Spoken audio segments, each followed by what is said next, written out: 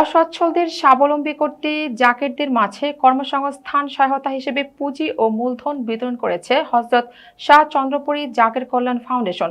প্রতিনিধি মাহবুব চিস্তি জানান, শনিবার ২৮ মার্চ বাদ ফজর ফরিদপুরের সদরপুরে ঐতিহ্যবাহী চন্দ্রপাড়া দরবার শরীফ এ সহায়তা দেওয়া হয়।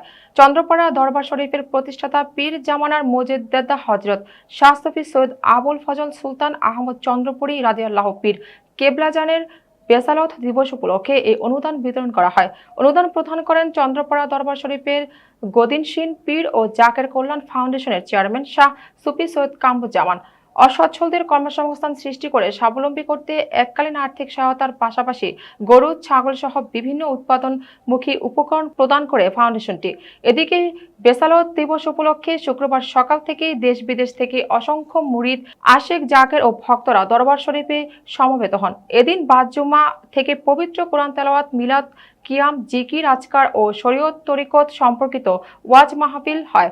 শনিবার বাদ ফজর পবিত্র রওজা মুবারক জিয়ারত ও আখিরি মোনাজাতের মাধ্যমে সমগ্র সৃষ্টির সুখ শান্তি ও মহান আল্লাহর নৈকট্য কামনা করা হয়।